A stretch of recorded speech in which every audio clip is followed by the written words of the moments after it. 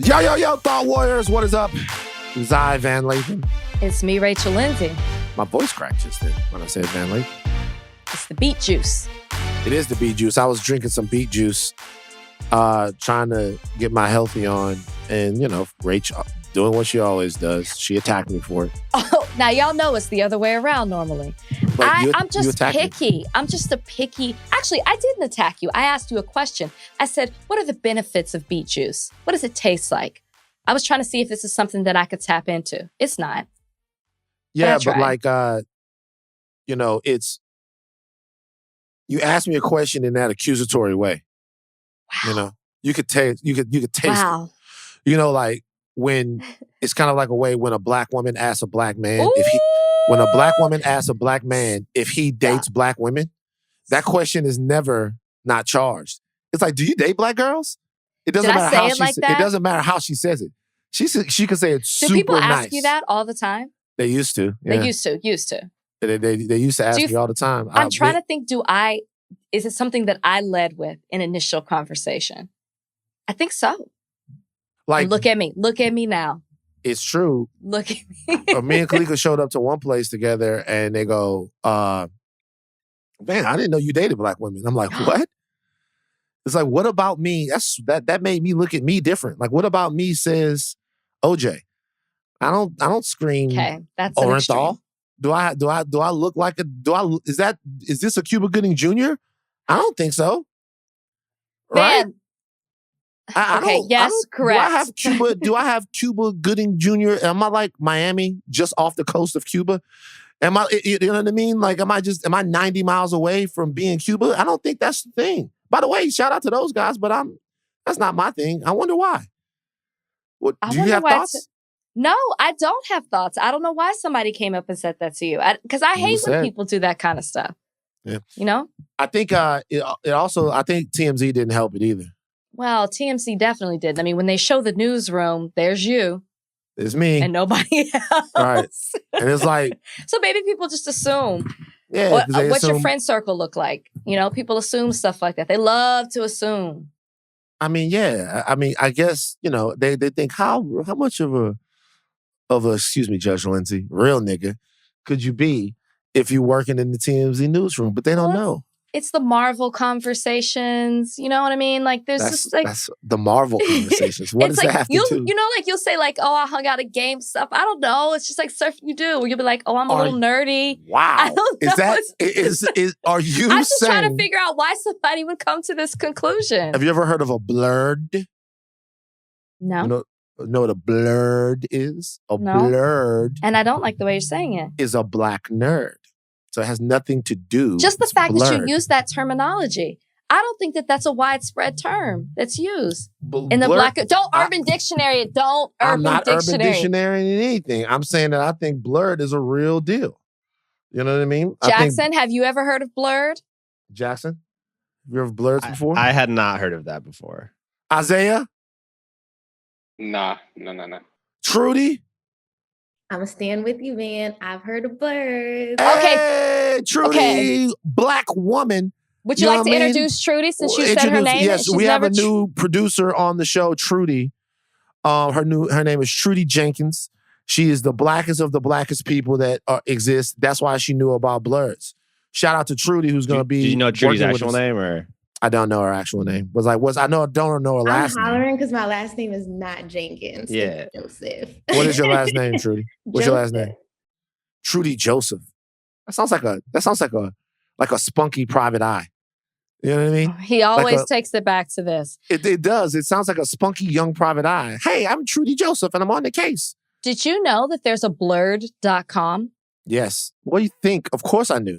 Okay. Well, wait. You're saying that you really didn't think that was a thing. That you thought I was making that up? I thought, yeah. Which would it be far-fetched? You have a big imagination. I do. I could see you naming yourself. You know what? I'm a blurred, and nobody else is. No, it's a blurred thing. There's a whole it's blurred a whole culture. Community. Clearly, a whole community of blurs. You know why? I guess I didn't fit in because we felt marginalized and ostracized by people like yourself, who put us at the Simply margins talked of about society. the name. I'm just saying. We also talked about snowfall. before this. Yeah, we were. And you have not seen Snowfall before. I have not. And you were telling me this is something I should get into. I asked you how many seasons. 3 seasons? 3 seasons. Season 4 is coming up pretty soon. Where could I binge? FX on Hulu. So the FX on Hulu thing, you watch Snowfall. Now, do you know what Snowfall is about? Snow. Like how? What do you mean? Well, it's about snow. And I know, and I've seen the cover art, so Black people. Snow and Black people. Like what? But what's happening with them? I don't, they're cold? I mean, Van, all I'm working with here is a title, and I'm supposed to just make up this whole thing. Snow is falling. Black people are. We talked about this. We talked about this before the podcast. All you said was Alaska, and it deals. They're in Alaska. The snow is falling. It's falling really heavy. They're all gathered together, and it's about things that happen to them. I'm not here to entertain you. So that's all you gave me. So this is the funny part. Okay, so before the podcast, you guys, Rachel, who's never seen Snowfall, asked me what Snowfall was about. I just finished watching the first 3 seasons of Snowfall. I told Rachel that Snowfall was about lying? I told Rachel that Snowfall was about a family, a Black family that lived in Anchorage, Alaska, that had to huddle together and stay away from the rest of the community as the snow fell. And the reason why you saw sunshine in the commercials is because every time the season would end, it's during the summer, and we come back only in the winters. Snowfall is about a drug kingpin named Franklin Saint who lives in Los Angeles. It's getting his dope from the CIA. And it's called Snowfall because it's cocaine. That's what Snowfall is about. I literally said before the podcast, I'm like, it's about people living in Anchorage, Alaska. It's a Black family, and everybody's out to get them. And the snowfall is about the snow. And it went unchallenged. Now I know that one of you guys, between Trudy Jackson and Isaiah, knew what Snowfall was really about. Please tell me that one of you. Trudy does. Definitely knew. I didn't know you were gonna do her like this. Trudy, you are not making a good first impression. I am so sorry. That is my favorite show, and you are so wrong, Van. Okay, can I just say that first of all, you said it with all seriousness. And I thought, wow, Black people in Alaska. That's an interesting concept. I thought, whoa, we're going to really get to know the inner workings of their life, of what it's like for them to live in this forgotten place. Not Alaska, but the way he described it, it was like in a forgotten town. So, wow. I will never believe anything else that you say. Probably smart.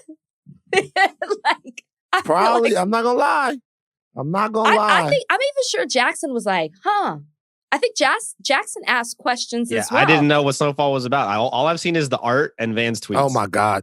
Wow. The artwork, right. The art is beautiful. The art is great. I said Black people with snow falling. Black people, snow falling. They live in Alaska. I don't want to see the show anymore. Nobody stopped. You've ruined it for me at this point. Nobody stopped me. So I was like, you know what? I'm going to bring this up at the top of the podcast and just kind of see. Snowfall, shout out to Eamon Joseph. Shout out to Damson Idris.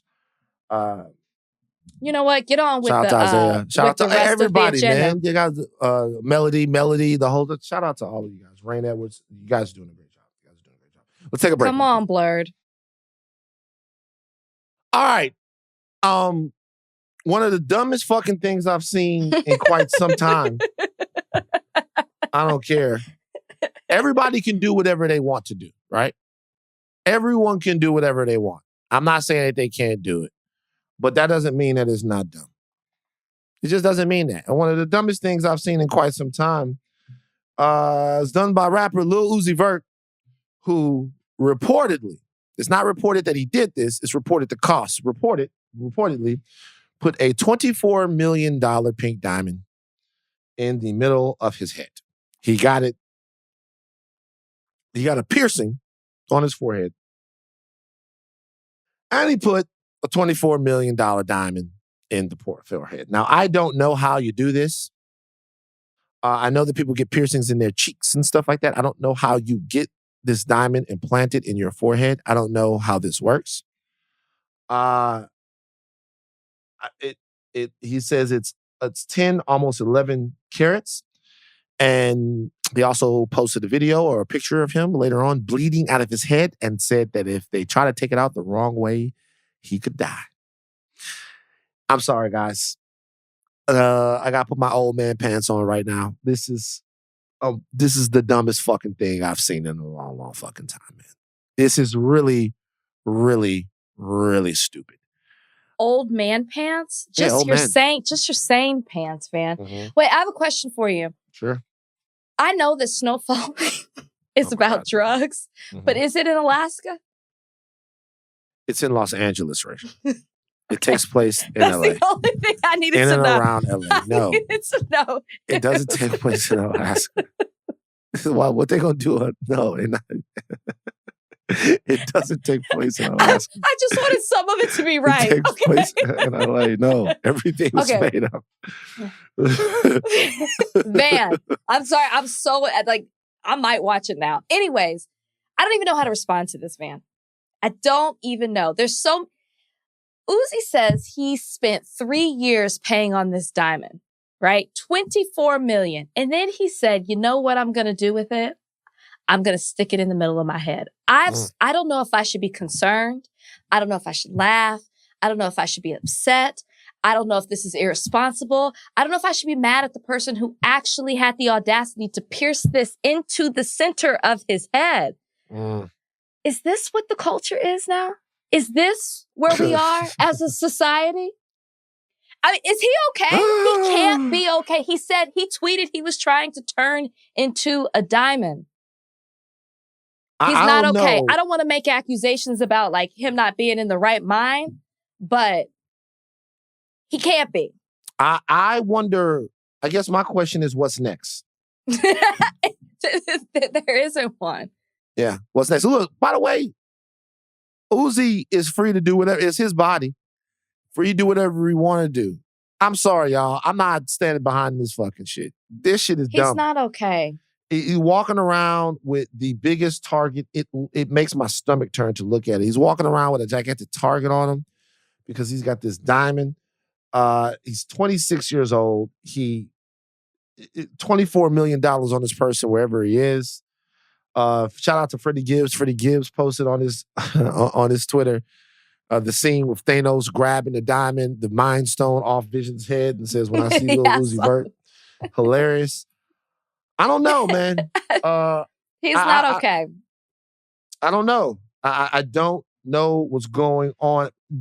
What I'm concerned because I saw a lot of the kids that look up to Uzi. Once again, my old man pants on, saying how dope this is.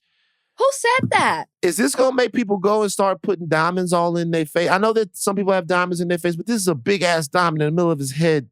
Is this what's next? True or false, Rachel? This is what's next. It can't be. It can't be, Van. It can't be. I need people to understand that he was not 100% there when he decided to put this diamond in his head. He couldn't have been. He couldn't have been all the way there. I don't want to make accusations and say he was on something, but I would venture to say that he was. You know, back in the day when they used to have those commercials that were like, never mind. I'm not even going to say that. No. Why are you not saying it? I don't know if it's offensive or not. Say it. You know, like back in the 80s when they used to be like, this is your brain on drugs. Right. And they used to crack the egg and scramble it. Right. I feel like you can just replace that with the picture of Uzi. Oh my God. Yes. Just that's it. I mean, I have no words for this. Like, just don't do this, y'all. This can't be cool. It's not okay. The man said that he could possibly die.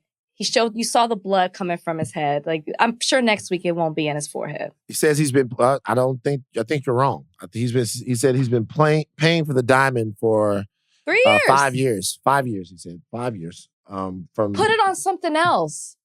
Don't you think he ruined the value of the diamond by putting it in his head? That's what I kept thinking too. They say that the diamond is all natural and that it's going to hold its value. The diamond's only going to go up in value. No, something has to be attached to the diamond for it to be in his head.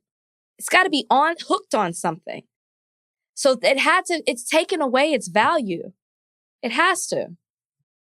You know what's funny about that commercial? That commercial, your brain on drugs commercial? The fried egg. Is that I don't think that commercial was very effective. No, it wasn't effective. I know, it just made you hungry. First of all, it made you want an egg sandwich. That's the first thing. And then secondly, some people want to fry their brains. They're like, oh, shit, you got it? That's what it's going to do to me? You holding? Why can't I get some of that at? Almost every single thing that they tell you, that's how I knew those when the drug guy would come to school. Dare? Yeah, when the Dare guy would come to school, they never did a good job of telling you how bad the drugs were. They'd be like, listen, these drugs, you take one hit and you think you can fly right to the moon. Like people see stars, they see colors. And I'm sitting down, God damn, that sounds kind of lit. Like, when you go get to the bad part? You know what I mean? I'm telling you guys, one guy ran for 4 days straight. I'm like, that's pretty dope. You know what I mean? That man could go to the Olympics. And that's why it wasn't effective. Or just say no. Well, what sure, Nancy. No, sure, Nancy. Yeah, you know who I had a conversation with today? We'll Uzi? move off Uzi. Not Uzi. Orlando Jones. The comedian. He's not a comedian. He's an actor. Doesn't he do stand-up too? No. Do I not have the right Orlando Jones? I know who Orlando Jones. He is a comedian as well as an actor. Okay, thank you. See, we ain't about to do this His again. thing literally says an American actor and stand-up comedian. Thank you. I gotta be real with you. I think that you minimized him by saying I know he acts as well. I think a comedian wants to be given their credit. He's not just an actor. He's a comedian. It's hard to be a comedian. It's hard to be an actor too. But I don't. You took it all the way away. I didn't even finish. I said the comedian. You say he's not a comedian. You took that away. You just said Orlando Jones wasn't funny. No, I didn't say he's funny. That's exactly what you just said. I'll tell you something else. We talked, and Orlando Jones is a brilliant, brilliant man. We talked today. He wants to come on the podcast and talk about some things that were going on with him and the last season of American Gods and some stuff like that. He's been vocal about some things, but we went through his whole career and we talked about it. Apparently not. Well, we did. I mean, look, he talked about the reason why he strayed away from doing comedic roles. He talked about this. Me and Orlando Jones today, we made a connection. I'm glad you had a conversation. It wouldn't be the show if you didn't name drop. But continue, because I'd love for him. That's a name drop? Yes, you're always telling us who you know, who you talk to, who follows you, who's in your DMs, which council you sit on. Wow. And it's okay. I love it because you bring great people. Your connections bring fantastic people to this podcast. I'm sorry I don't have amazing friends like Hannah B. Whoa, that I could talk. I'm sorry. I'm sorry that That's 2 strikes in the podcast. Snowfall. Hannah B. Hannah B. You hang out with Hannah B. Are you open to a further relationship of hanging out with Hannah B? Are you open to you and her being friends? I'm good, man. I'm good. If it was gonna happen, it would have already happened. I think we both are cool with the way things are. Stop. Well, you guys did that video together that passed the torch. I think everybody was in their respective households when that happened. And I was participating as a whole in unity with the Bachelorettes. It would have looked a certain way if I hadn't. And there's also a reason why that came out later and not in May when it was supposed to, when certain things were said. I'll tell you what. Stop. Come on, Orlando. So Orlando's going to be coming on the podcast. Orlando's going to be coming on the podcast. We're going to be talking to Orlando. But I'll tell you one thing that he's not going to do. I know for sure that he is not going to advocate for getting a $24 million. You know, can I tell you something about this? You guys just watch something happen in real time.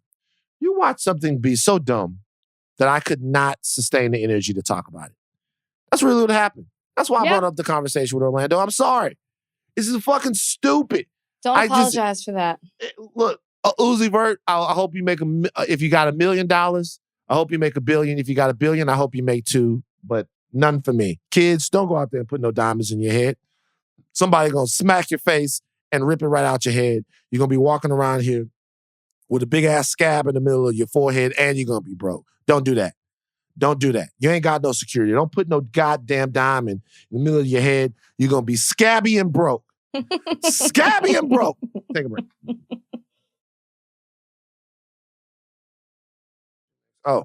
I saw something that seemed weird. Did you see that Lamar Odom is going to participate in celebrity boxing? He's going to box Lamar Odom, 6'10", two-time champion with the Los Angeles Lakers. He's going to box Aaron Carter in a celebrity boxing match. Apparently, this is going to happen. Aaron Carter says he grew up street fighting, so he's ready. He's ready to fight Lamar Odom, who is 6'10", I would guess at this point, north of 250, 260 pounds. Aaron Carter, who looks to be around 5'1", probably 13, 14 pounds, is going to fight Lamar Odom in a celebrity boxing fight. And Aaron Carter thinks he's going to win this fight. Says it's going to be a war. Well, of course he does. Remember when he thought he beat Shaq too? Remember that song that he had? That was actually kind of lit, though. No, it wasn't. And he thought he beat Shaq. He didn't. Turned out to be a dream. Listen, you said this is weird. Once again, what is wrong with our society? This isn't weird. This is concerning. You know, one name, Nate Robinson. We saw what happened. And I guess for me, it's so concerning and it's troubling because, again, I'm like, what are we celebrating here? Two troubled individuals who are down and out, and we're going to exploit the fact that they are in need, financial need, because I'm assuming that's the only reason why you would do this, and financial need for our entertainment. It's very like gladiator-like, right? Like it's like we want to see them go at it for our entertainment, right? Lamar Odom has he almost died. What was that? 2015. He had a stroke. Yeah. I think he's had several strokes and heart attacks since then. He had 12 strokes, I think, or something like that. Okay. And then Aaron Carter's struggled with addiction. There was like abuse allegations against some people in his family, that he was abusing them. I mean, like, I don't want to see Aaron Carter and Lamar Odom fight. This is sad. Man, don't you just feel sad for them? And what we're trying to celebrate here? Like, I'm not supporting this. I'm not participating in this. First of all, the fight's probably never going to happen. Well, I doubt the fact that it's been announced, the fact that they're thinking that it may happen. I doubt that it ever happens. But I'll tell you one thing: I'm excited about it. Oh, man. Super excited about it. Couldn't You're gonna be more front row with the diamond in your head. And I'll tell you why. We need some revenge for what happened to Nate Robinson. No, this ain't it. We need some revenge, Isn't Floyd man. fighting the other brother? Nah, they called that shit off. They called it off. We need some revenge for what happened to Nate Robinson. I think we're fine. Lamar Odom, you got a lot on your plate right now, bro. You got to go in here and whoop this straw up. And what if he doesn't? If Lamar Odom gets beat the fuck up by Aaron Carter, he can't come back outside no more. That's not going to happen. So how does this help Lamar? He's going to go right. He's going to spiral right back to the place that he was. He's 6'10". Put this man in a jab and call it a night. Like the guy, the big southpaw. I don't know. Jab, Aaron Carter might be hand. nimble. He might be quick. Look, I'm not saying Aaron Carter a hoe. He looked like he could fight. Not what I said. He looked like I mean, look, I'm not saying Aaron Carter. Aaron Carter looked like he did have some hard living. I'm not gonna say he looked like he can fight, but he looked like he had some hard living. He probably down. But the reality is that I'd say Lamar Odom is the clear favorite here. And look, I understand that, you know, this looks bad, especially looks bad for Lamar Odom, who, like I said, two-time NBA champ, to be like doing this, because the celebrity boxing thing in this way, it signifies something. It means something. It means that you're at a certain point in your life and your career when you do this. Exactly. Not in the way that Jake Paul and them did it. That's different. Jake Paul is known for doing stuff on YouTube and this type of stuff. But to get in the middle of this fight, it means something. Having said that, man, Lamar, man, put something on his ass, Lamar. No. Man, Lamar put some on his troubled. ass. These are two. I don't want to see it. I don't want to see it. I don't want to support it. Rachel, the culture is 0-1 in celebrity boxing fights. Oh, we started with Nate Robinson? We started with Nate Robinson, celebrity boxing. That's not the first celebrity boxing match. It's the first one that really matters. Come on, keep it a buck.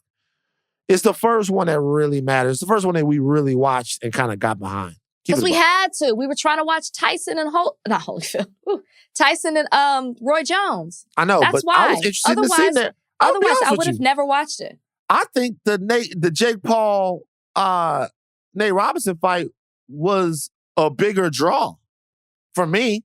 I care more about that one than I did about Tyson and Roy Jones. Tyson and Roy Jones, I've seen a lot of those guys. It was interesting, but I would have tuned in if it was Jake Paul and Nate Robinson just as much. You don't think so? No, you're part of the problem. Look, the culture is 0-1. We need to get to 1-1 here. We need to get to 500 is what we need. And so not with them. Can we pick somebody else? This is what we got. Who do we want to see? Who do we want to see? Like a black-white matchup? You want to start a race war? Let's do it. Well, they already did. Let's see. A black-white. Militant Rach? Militant Rach, they already did. Big Rach. Let's see. Who would we want to see? If it wasn't going to be these two guys, who would we want to see? Who would we want to see? Like somebody who... I get what you mean. Not all the way down like Lamar and Aaron, but not at the top of their game. Okay, so this is the dream celebrity fight. Okay. Representing Vanilla Village. Okay. He has several past incidents of blatant racism, but went on to a successful movie career. He's even played a boxer. Representing Vanilla Village, Marky Mark He's too big. Wahlberg. He's too big. He comes out there all shredded. He's too big. The whole nine like that, like the whole situation. Mark Wahlberg, Mark Wahlberg. Think about it. He's actually lived it before. He's big. Been out there doing it. Mark Wahlberg. All right, now. Mine would be Vanilla Ice. No, hell no. What? It can't be somebody's at the top. No. We don't like Vanilla. He was performing at the Trump Mar-a-Lago. No. Yep, Vanilla Ice for the white folks. I'm not watching Think about that, it. though. He comes out to Ice Ice Baby. He's got the Ninja Turtles behind him. They're singing Ninja. Turtles not supporting that. They did. No. They did back then. They're singing Ninja. The Ninja. The Rap. Ninja. You know the dance. I love it. Go. Like, the Ninja Turtles not supporting that. Why are you throwing the Ninja Turtles under the bus like that? The Ninja Turtles are not going to support that. Like, they're not supporting that at all. They're not at this. The Ninja Turtles, if anything, the Ninja Turtles with us. Listen, in the 90s, they were with Vanilla Ice. And a lot of times, people was with Trump. Like, but the Ninja Turtles is different. Let's see. Other corner. See, the other corner is tough, right? It is tough. Who we gonna put out there? Right, the other it's corner one of is tough. our own. Let me think. Who's gonna be on our side of it? Who could fight? Okay, so we need the matchup. So if the matchup is Vanilla Ice, then it's got to be MC Hammer. That's it? If the matchup is going to be Vanilla Ice, that's it. Then it's got to be MC Hammer. MC Hammer. And let me tell you something right now. MC Hammer would beat the dog shit out of Vanilla Ice because Hammer is so underrated and so underappreciated. Even in this culture, Hammer was the biggest star out there, the most gigantic, and put on for his city. Hammer is culture. And agreed. Hammer could fight. They talk about stories about Hammer from back in the day, and Hammer could fight. Hammer would beat the hell out of Vanilla Ice. Let's do this right here. This is the fight I want to see. So let's look. Hammer don't need it, by the way, because Hammer making a whole bunch of money out there in tech. Is he? Hammer got a lot of bread. Hammer done bounced back. Hammer done shook back. Let's see. Hammer is, how old is MC Hammer? Got to be in his 50s. Well, yeah, definitely in his 50s. You know what I'm saying? I think Hammer, Vanilla is. Okay, you look up him. I'm looking up Vanilla. Let me see. Vanilla Ice. MC Hammer is 58. Wow. I would guess that Vanilla Ice is either like 49 or 50, probably like early 50s. You know what I mean? So I would say that. He's 53. This is perfect. Perfect matchup. Perfect matchup. They could fight and be their own halftime performance. Yeah. Intermission. Oh, and once again, Hammer would dance Vanilla Ice under the table. We found it. That's what we want to see. If the culture's going to get even, first of all, we're going to get even because Lamar Odom is going to put Aaron Carter in a JAB, a jab, jab him up, jab. But I think that's a better one. I'm into that. Oh, Rachel, how does it feel to belong to a gender of hypocrites? That's really how you're going to start off this conversation? Mm-hmm. You want me to start talking about how sorry your gender is? I'm calling women out. Go ahead. I can't wait for your DMs. Women Don't generalize. out. Don't generalize. How about this? Not all women. Okay. But the women on Twitter have certainly acted extremely hypocritical surrounding the nudes of Trey Songz. Okay? Okay. All right. Trey Songz, there was a video that dropped of Trey Songz. Allegedly of Trey Songz. It was a sex tape. Now, the video was floating around on the timeline. Okay? The video was out there. I saw it on the timeline. I'm not going to lie. Did you see the video, Rachel? I did. You did. All right. Obviously, the video was going to make women go crazy because it didn't look like a video of two people having sex. It looked like there was a brown elephant in the video. It was like a big trunk. It looked, you know what I mean? It looked like, I thought it was a brown elephant in the video. I'm like, is this Natural Geographic? It was like an elephant trunk on this poor lady's face. Like what? Like it's, I felt bad for her. I was like, that's what you got to do? That's the whole thing? I feel bad when She looked like he was having a good time. No, I'm just saying, she didn't look like you needed to feel sorry for her. She looked like she was having a good time. She was doing her thing. But you could clearly see this woman's face. Clearly see this woman's face. Has she been identified? I don't know if she's been. How could you couldn't see past it? You could see parts of her face. You could see the outline of her face. Sure. So, that's probably why she hadn't been it's the whole deal. But this is what I'll say.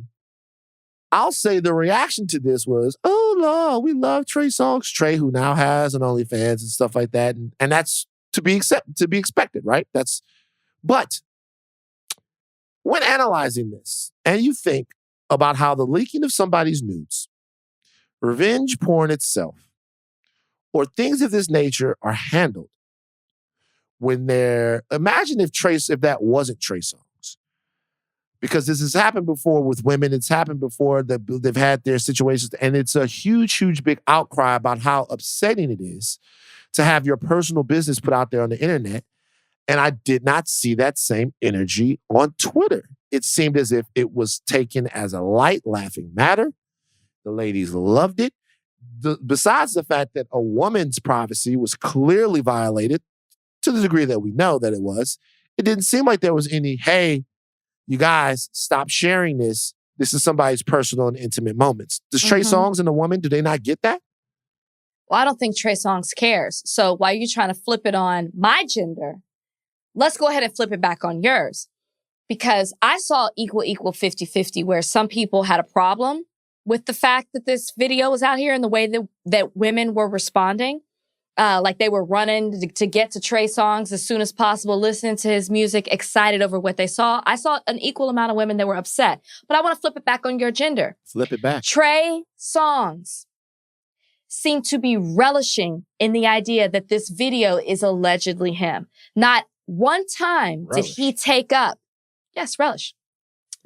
Not one time did he take up did he say, he doesn't have to admit that it's him, but he has been posting videos, photos, and announced an OnlyFans in light of this, rather than saying, you know what, like, I'm not saying it is me or it's not, it is me or it isn't, But at the end of the day, whoever it is, we need to respect the privacy. There's a woman that's involved that, as far as we know, did not consent for this video to be out here. Instead, he's posted with juvenile music in the background, talking about how big his nuts are. He's putting his hands in his pants. He's putting his hands in his pants, looking at the camera. He's enjoying it. And this is coming off the heels of a man who allegedly has been involved in situations where he's been derogatory towards women, where women have accused him of being held against their will. Keke Palmer has her own story that she's been vocal about. And somehow we seem to look past that and give Trey Songz a pass because he looks good now in more than one place. Who is the we? Women. Okay, or so men, you're or not men. It might not be men too. Wait. So you're not talking about my gender, then you're talking about your own. Well, I'm saying, I'm sure it's not just women who were excited to see that picture, okay?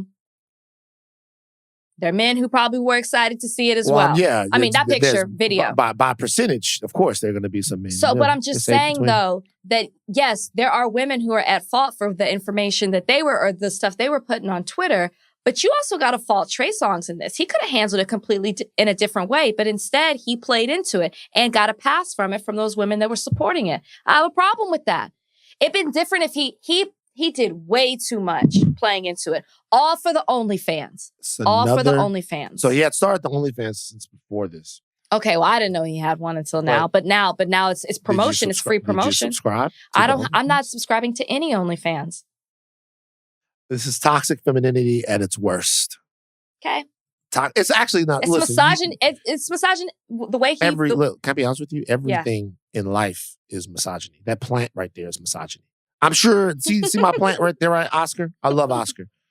If we go through Oscar's life as a plant, in some kind of way, misogyny has something to do with why Oscar's there. Misogyny just fills up it's the cracks in between everything. It's the whole thing. So there's definitely misogyny, and we need to check it whenever we see it. And if you're checking it right now with Trey Songz, I'm on your side. If you're saying that Trey Songz should have been better, but you're enjoying the fact that you can flip it now. I'm not enjoying the fact, really. Should we go back to your intro? No, look, I'm not enjoying this. I'm saying, to me, first of all, every time we do this, it's really to no end. Because what difference does it make whether or not women had some fun with it? Because the reality is that misogyny and sexism and all of that stuff just doesn't affect men the way it affects women. Cool. However, it is still worth noting that in this particular instance, there was no moral high ground to be had. Most of the people that were talking about this were talking about either that young lady's performance, and kudos to her, or they were talking about anatomical gifts that Trey Songz may or may not have. And so my thing is, if in fact there is some lady somewhere who is like, damn, all my business is out in the streets. Mm-hmm. Don't we have to think about her? Isn't that the way that it works? Yeah, you think so? I just didn't see as much as that. This is all I'm saying. I expected more. Look, men are definitely disgusting. I gotta be honest with you. And this is so unfair, but sometimes I expect more from women, man. I can see that. I can see why you would say that. I think that, and I will agree with you on this, even that what the outrage that I did see was more so in comparison to Chloe Bailey, and not, why are we not concerned about this woman's identity? It's like nobody. What about Chloe Bailey? Well, they were just saying just last week, you guys were upset at Chloe being provocative, or you feeling like she was being too provocative in her Instagram. But now women are running to go talk about Trey Songz and how big he is, and are relishing in that. Wow. So I'm saying is that what I didn't see, though, is anyone, to your point, saying, hey, what about this woman that's involved here? We don't even know if she consented to this. We don't know, we don't know anything about her, and nobody is speaking up for her on her behalf. So here's the thing. Number one, this was all probably planned in some way. So I 100% agree. This was most likely planned. So I can't speak on behalf of this woman. I don't know who she is, but most likely this was all part of a larger thing, to get people, amped up about an OnlyFans account or something like that. I can't, but until you know something like that, you can't say about whether or not somebody consented to have a moment like that all over the internet. And I will say something else about you. You've been preoccupied this entire segment. I've seen it. You've used the term relish twice. And I know why you're thinking about relish, because you're thinking about sausage. You're thinking about sausage. I've never heard you say relish before. You've said it twice. I'm sorry. Can I not use a new word? Relish. Like, well, the mustard's off the hot dog now, man. But look, it like we're talking about this, but you do hope that nobody's the lives don't have to get destroyed for a viral internet moment. And I know that the ladies wanted to have some fun, and to be honest with you, it makes total sense. I'm not about to be holier than thou. I will tell you this. I actively now, in my old age, try to not watch leaks of things if I can. Like if a woman's news leaked, or I just despise the whole revenge porn thing. Mm-hmm. I despise the idea of somebody being naked against their will on it, the whole thing. But I'm not gonna lie and act like it doesn't happen. Of course it happens. Things are out there. Well, and I mean, in this situation, I saw that Trey Songz was trending. So I'm like, well, what is he trending for? And then you click it, and then all of a sudden the video pops and then you see the video. So it's like, I wasn't necessarily like, running in my Instagram trying to see what the video looked like, because I knew the details of it. All right. There it is. Rachel, she loved it. Trey, the whole nine. Everybody seen Rachel's true colors. Let's take a break real quick. All right. Keke Wyatt. If you guys don't know, Keke Wyatt was a big-time singer from back in the G. She's still doing her thing right now. She was on a reality show for a long time. I think she was Which one? There was an R&B Divas show I think she was on. Okay. Keke Wyatt. For a long time. Beautiful voice. Beautiful woman. She was popping. It was Keke Wyatt and Avant. That's right. Do you remember that era? Oh, yeah. Where's Avant? What's Avant up to right now? I saw him in concert once. Did you? He's great. I wonder about And it was people. one of those, I happened to walk in and he was on stage. It's not I paid money to go see Avant. I love how you felt the need to clarify that you didn't go to the Avant concert. But I didn't spend money. I wonder about these guys. Like, where are they? Like, where's Avant? Do you remember Rome? Do you remember him? Rome? Yeah, but he was like a one-hit wonder. Was he? Was Rome wasn't around? I fuck with Rome. Name two Rome songs. I can't name one exactly. Rome song. But I remember you can't Rome. Name one. Nah, I remember Keke Wyatt and Avant had was it My First Night with You? No, what was it? My First Love. My First Love. It was My First Love. My First Love, and that was the whole thing. So My First Night with You is Monica. Oh, my bad. I think it's Monica. No. I'm sorry. Okay. All right. So Keke Wyatt, she ruffled some feathers. She is biracial, which, by the way, I never knew until now. I knew she was biracial. I didn't know it. She talked about some things. She was on with Milan Christopher, who was on Love and Hip Hop. Yes. And Milan Christopher was talking about how Black Americans, I'm reading this, have been segregated, persecuted, hunted down, killed, and stolen from and humiliated. Then Keke Wyatt rolled her eyes. All thanks to our friends at the Grill. And interrupted him and said, so have Mexicans and other people, honey. Black people are not the only ones that have gone through that. Keke said that other races have suffered, including mixed race people, which she is one of them. Rachel! Keke is doing her thing. Is she? She is. She's talking. She's running her mouth. She's doing her thing. Doing. What are your thoughts on Keke's POV? I mean, listen, it's not the first time somebody I don't even want to say that you have to understand what you're working with when it comes to Keke. If you don't know already, she has been previously asked, do you identify as a Black woman? And she said, I'm a woman. Well, that tells me all you really need to know right then and there. The question is simple. Do you identify as Black? She said, I'm a woman. And then she went on to say she's only 25% Black. So if you're not identifying as a Black woman, then you need to be quiet about what Black women and Black people go through. That's how I feel. Talk your shit. You want to specify that you're Black and Native American and you're white. That's fine. That's what you're made of. But then don't go speak on Black issues.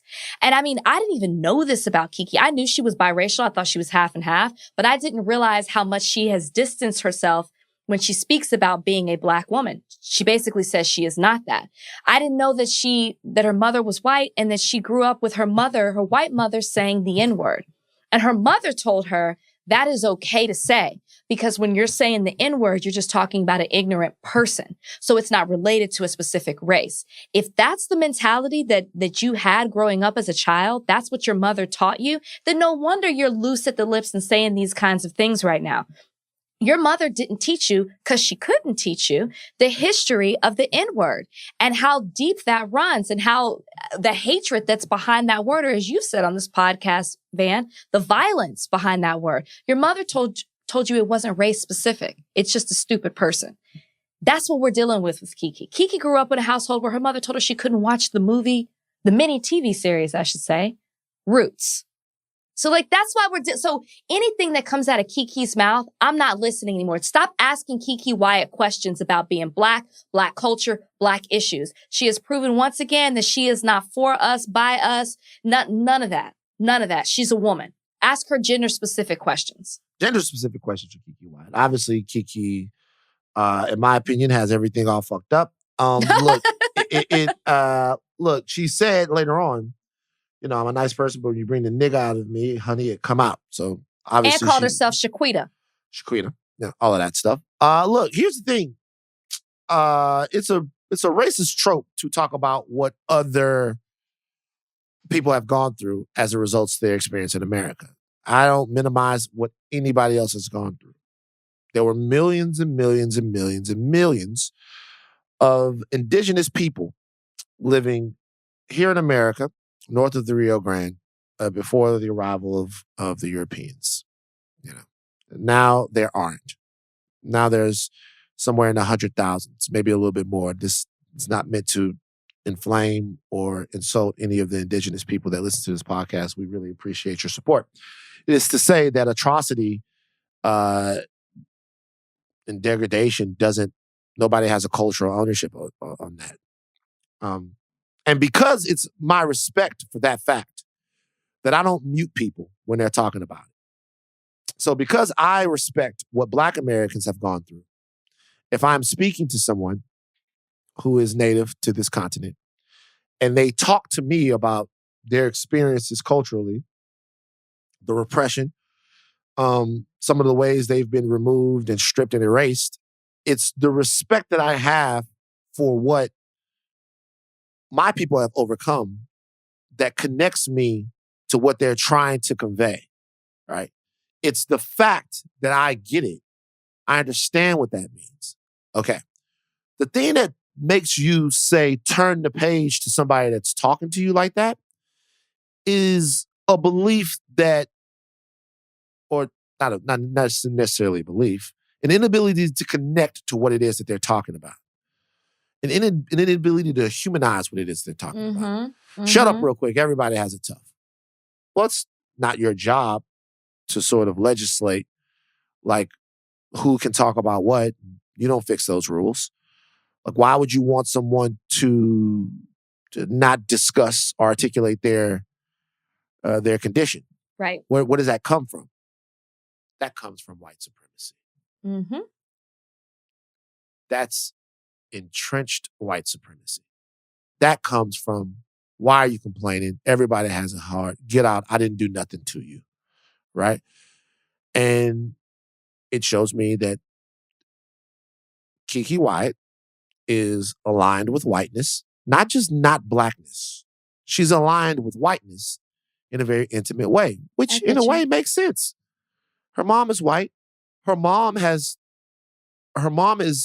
for better or worse, there are some out there that believe you can fuck your way into the Black culture, or that you can hip hop your way into the Black culture, or that you can even study your way into the Black culture. Well, I have a degree in African American studies from Harvard, and I was around. Which is how she talks about her mother, right? So and so those people believe that rubber stamps in to come in and start spreading shit around. It just doesn't. It doesn't. And even if it did, it wouldn't mean that your perspective was any more valid than anybody else's. So when Milan Christopher is talking about his experiences as a black person in this country, what makes you want to silence him?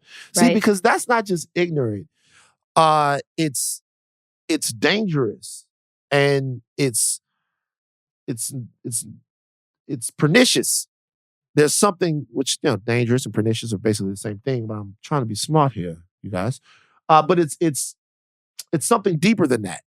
And really, this is not to take anything away from Keke Wyatt, but she's not like first on the bill of people whose opinion on this kind of stuff matters. But it is interesting, and I think warrants conversation to just explore the reasons why someone might say something like that, or feel triggered enough to take that stand, right? Yeah. There was something that offended her about what it is he was saying. And I kind of don't get it. Like, I think I understand it, but you would think that after this amount of time existing within the realms of this culture, that she'd have picked up on it. I don't think she thinks she has to, because she speaks out of both sides of her mouth, because in her mind, she's like, but I am black, and she's a percentage of black, but I'm also white. So she feels like she can give you both perspectives. Like, I understand, I'm not saying I agree with, but I understand why this thought process and this line of thinking has been ingrained in her mind. It started at a very young age when you just listen to her talk about how she grew up, talk about her mom, talk about how her mom was involved in black culture. And she feels that she is entitled to speak both sides and can do them both well because she's both. That's to me how she comes across. And so then she's frustrated because she's like, you know what? I understand both sides. And that's why you see her rolling her eyes. I am black. I am Native American. I am white. So as if she is well-versed to be able to speak about every single group. And that's not the case. Well, what just dawned on me is when someone's talking to her and they're talking about what white people have done to black people, or white supremacy, she might be taking that personally because she identifies. No, she identifies, right, and she doesn't want. You know what I want to do? I think that. Rachel. I know you're shaking your head. Yeah. I think we have to.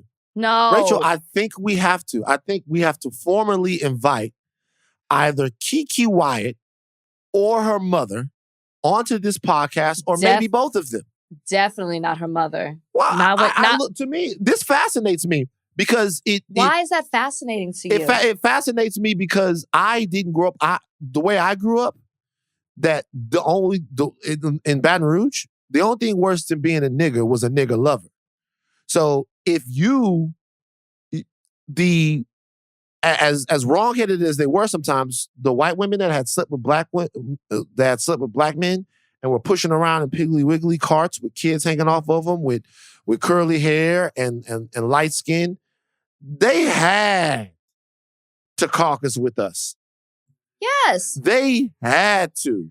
Because the rejection that they suffered on behalf of white society, especially growing up like that, was fucking palpable. You could feel the hatred that people would look at. But she says this. I know, but it, to me, there seems to be, and I'm not saying I knew a ton of these women, so maybe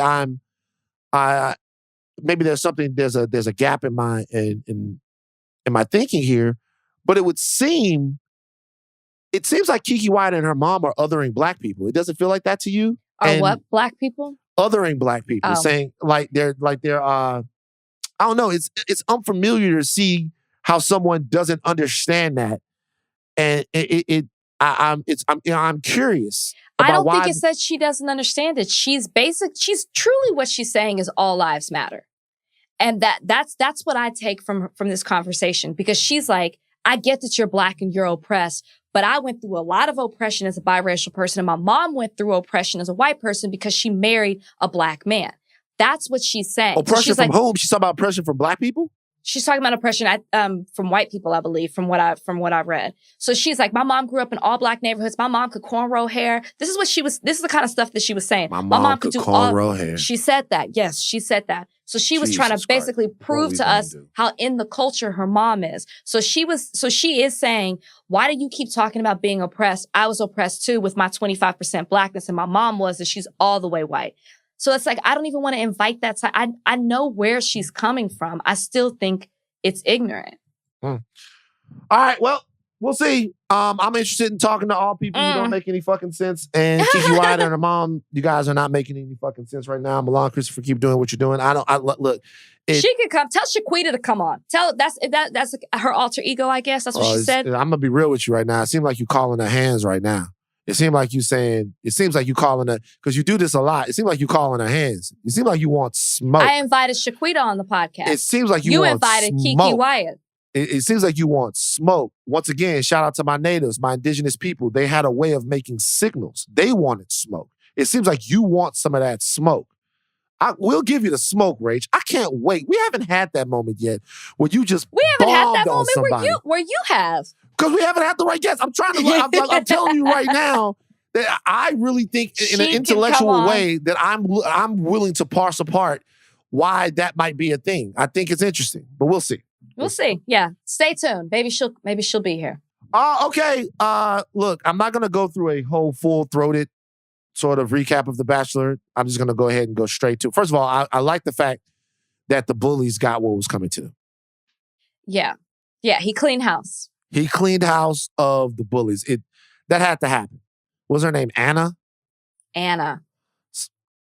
I don't want to Skeletor. Had to get out of here. Had to go back to Snake Mountain. Okay. I'm glad that he cleaned house. It was good to see. Low weenie rating on this show.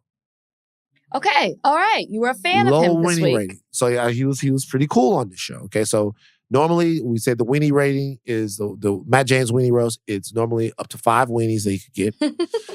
He would have only had 0.5 weenies on this show. Okay. Let me tell you why he's getting 3. Okay. The reason why he's I thought you were a fan. The reason why he's getting 3 is because of you. What? You brought Matt James on Extra. Okay. And you allowed him to do the most weenest, cleanest the weenest thing that he has done again. You made him dance again. Can I defend myself? And he was horrible again. Why would you weenie him like that? Can I defend myself? So please do. I did not come on to Extra into that interview with intentions to weenify Matt. I was trying to Tosh.0 him, right? I was trying to give him his redemption moment, right? Did you watch Tosh.0? Mm-hmm. Like, I was giving him the opportunity to redeem himself. You know how he has those segments. So I thought, here's an opportunity for him to redeem himself. If you caught the full interview, which they didn't show, I said, Matt, I'm disappointed. We got to talk about this. This ain't great. What happened? I feel like this was very Gen Z of you. You could have done this with Maggie. And he goes, no. I killed that hoe. Oh, so you're doubling down. He said, if I had music, I would have killed that hoe. I said, okay, Matt, well, if that's how you feel, let's do it again. I'll get up and do it with you. And then due to legal issues, we couldn't play the song. So once again, he sat in silence. Couldn't play the song. So he doesn't get it. He doesn't get that he was that he was the joke. He does not understand that. So your name is Oscar Ferdinand Meyer because you invented a weenie. Okay. I didn't invent it. That's the guy who founded the first. Where do you think Oscar Mayer was founded? Do you know this? I would say 1942. 1859. Wow. Before slavery? In Germany. Oh. Before, pre-slavery. By a couple of years there. Pre-slavery. Before slavery. But Germany. Yeah. But look, I mean, you weaned him. Other than the end of slavery is what I should say. I know, but you weaned him. It was kind of a pretty blah episode besides that, to be honest with you. There wasn't much going on. You know what I mean? You'll probably have more of those as they start to focus on the love story, but preview show, a girl's coming back. You mentioned Hannah B earlier on the podcast. Hannah B's best friend. Hannah rolled up to the show. Why? Hannah C. So look, but that's somebody that Matt used to like, right? They used to date or something like that? No, not at all. That's not the case. She's just from Bachelor World and wanted to be on his season. She has no friends. She has no friends. Real friend wouldn't let you do that. Wow. Once again, more shade for her. You're not trying to fight her, but you give her the shade. All right. Mailbag time. Let's get it. Okay. From Janet Gardner. How would your siblings describe you in 3 words? Oh. Hyper. Siblings. Okay. Hyper. Annoying. Aloof.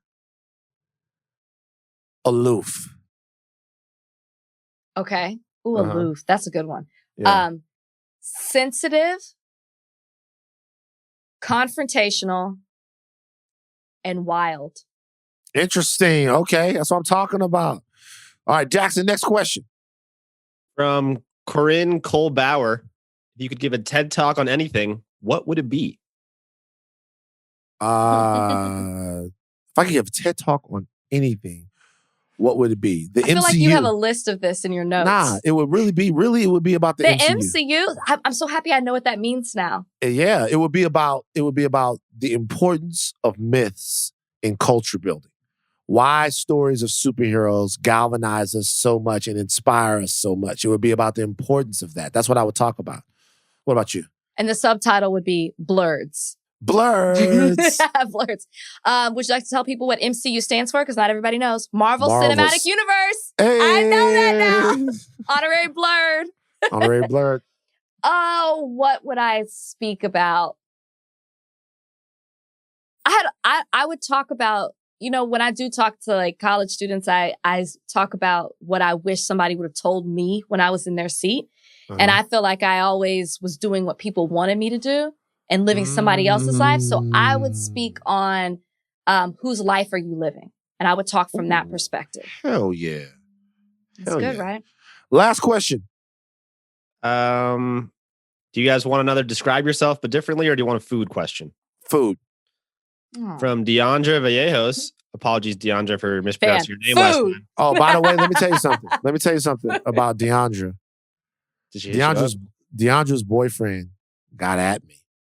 No. Because Deandra is one of our most loyal listeners. I know that. And a mailbag veteran.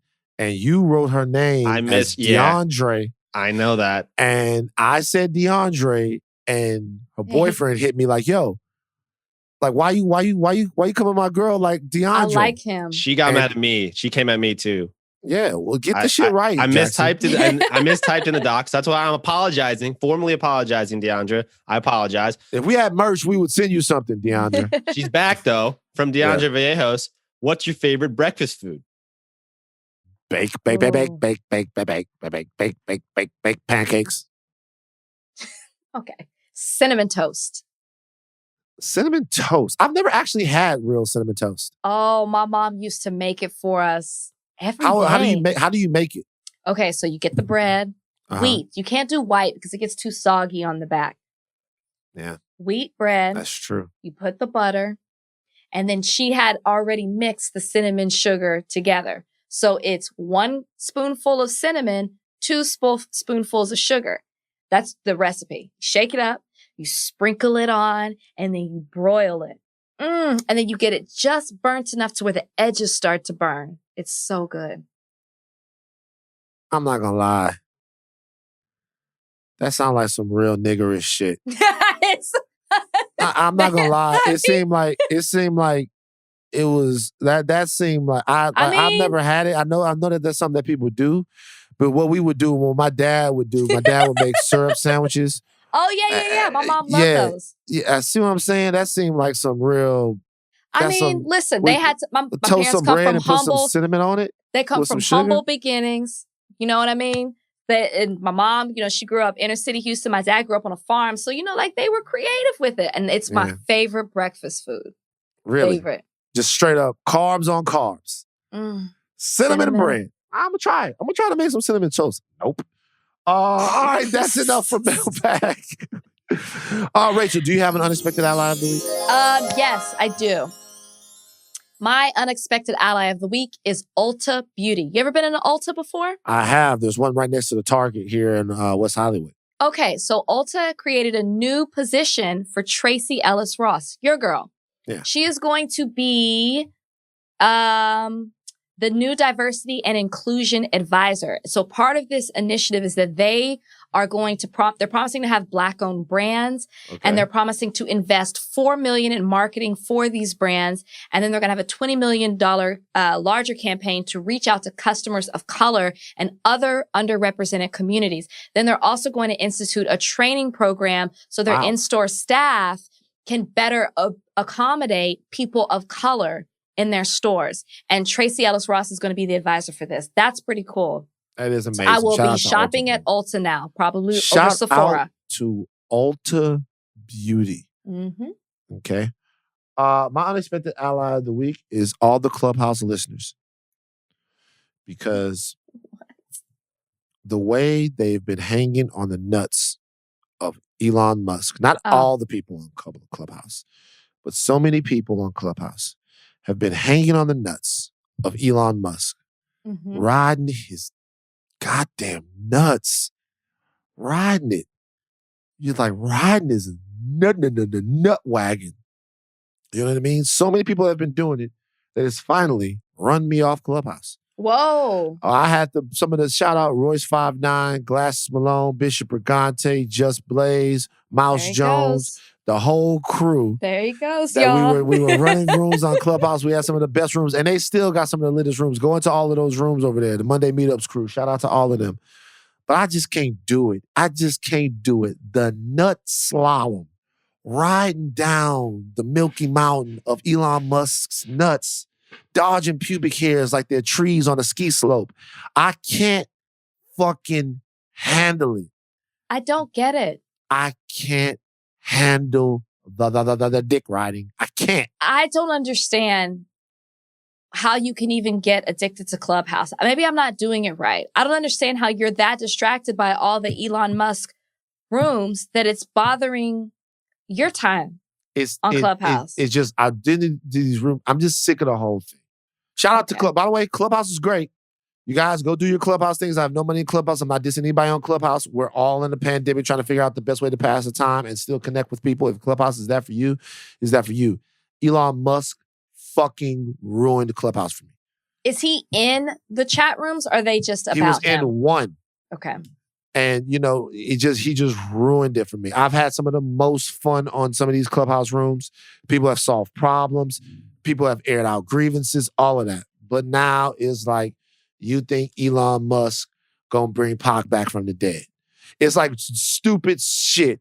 It's like dumbass, Elon, get off that nigga nuts. You know what? That's it, it's over. Podcast's done. Like I can't, I'm getting triggered. Okay. Wow. I'm getting triggered. I'm getting triggered. All right, go ahead, do your closing. I'm getting triggered. Well, thank you, Rachel. Okay, guys. That's it for us. Till your thing caps off, but do not stop learning. I'm Van Lathan. I'm Rachel Lindsay. We out.